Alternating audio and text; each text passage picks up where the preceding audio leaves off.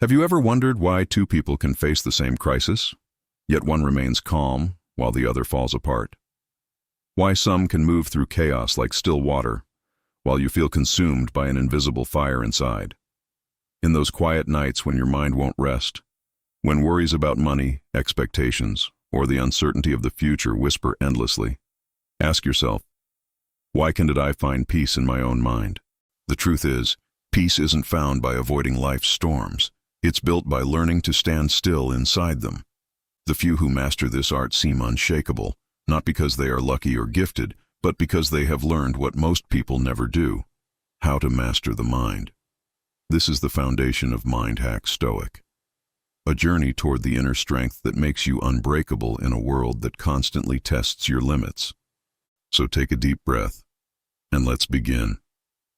The first truth of a strong mind is simple, but often ignored. Focus on what you can control. Most of what you fear, what keeps you awake, what steals your peace, was never yours to control in the first place. We try to manage everything: people's opinions, the future, outcomes that belong to chance. But the harder you fight for control, the more life reminds you that you never had it. Think of it like a soccer player. He can't control the referee, the weather, or how the ball bounces. He controls only his effort, his focus, and his preparation. The rest is fate. In life, your peace comes from the same principle. You can't dictate what happens, but you can always decide how you respond. That choice, your attitude, your effort, your focus, is where real power lives. Seneca once said, "We suffer more in imagination than in reality." Most of the pain we feel isn't T from the world, it is from our resistance to it.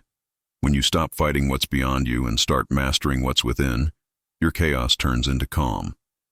The second truth: accept and face difficulties calmly. Pressure is inevitable, fear is natural, but the way you meet them defines who you are. There's a story about Will Smith, one of the world's most recognized actors, who spoke openly about lying awake at night, caught in a midlife crisis. Fear, doubt, uncertainty, they haunted him. But instead of running, he sat with his fear. He faced it, studied it, and learned from it. That's real courage. Not the absence of fear, but walking through it with your eyes open. Most of us run from pain. We distract ourselves, blame others, or pretend everything's fine. But the more we resist pain, the more power it gains over us. The Stoics practiced a simple ritual: imagine the worst. Not to be negative, but to prepare the mind. If the worst happens, you're ready. If it doesn't, you're grateful. Standing calm in life's storm doesn't mean you feel nothing. It means you've learned that pain is a teacher, not an enemy. When the world shakes, you don't fall apart. You stand firm, because you've already met the storm within. The third truth: control your emotions with reason. Emotions are powerful allies, but dangerous masters. How often have you said something in anger that you later regretted, or made a choice in fear that closed doors you could have opened with patience? There's a short story about Mark, a leader known for his discipline. One day, a colleague criticized him sharply. His pride burned, his thoughts raced, but instead of striking back, he paused. Just one pause. He took a breath, and reason stepped in where anger wanted to rule. Later, that same colleague thanked him for listening. Their relationship grew stronger, and Mark earned respect he could never have forced. That's emotional mastery. The power to choose your response. As Epictetus said, "It's not what happens to you, but how you react to it that matters." In that brief space between what happens and how you respond lies your freedom. The person who owns that space owns their life. Each time you pause before reacting, you sharpen your mind. You become someone who cannot be provoked, who cannot be broken by words or circumstances.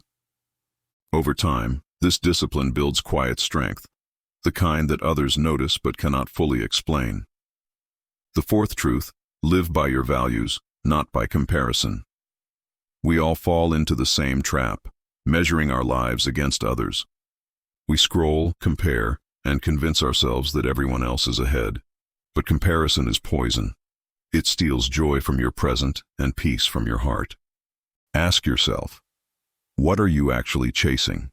The image others project or the life that truly means something to you?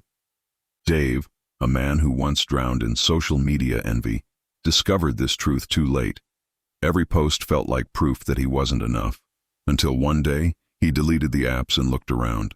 His wife, his health, his work, his small but real victories, they were always there, waiting to be seen. Your values, not their validation, define your worth. Marcus Aurelius said, "Very little is needed to make a happy life. It is all within yourself. Stop running someone else's race. Focus on becoming who you respect, not who others approve of. When you live by your values, comparison fades, and confidence quietly takes its place." The fifth truth, seek meaning beyond yourself. There comes a time when success, comfort, even happiness begin to feel empty.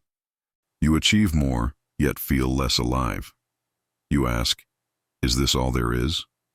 Meaning is not found in what you have, but in what you give. It's in the moments when you help, create, love, and lift others. Studies show that those who seek meaning don't look for ease, they look for purpose. They face challenges that demand effort, and through that effort, they feel alive. Meaning is built in the everyday, through kindness, discipline, and connection. It's found when you stop asking, "What can I get?" and start asking, "What can I give?" When your actions align with your values, life begins to make sense. You stop searching for peace because you start living it. In the end, everything we've talked about, control, acceptance, discipline, purpose, it all leads to one truth. You cannot control the world, but you can always control your mind. And that is where true freedom begins. Every challenge you face is an invitation to master yourself. Every emotion is a test to stay balanced. Every comparison, every fear, every doubt is a chance to return to your center and remind yourself, "I control my mind." Repeat those words until they become real. This is your path, your power, your practice. You don't need to be perfect. You just need to begin. Because mastery is not built in a day, it's built in the choices you make every day.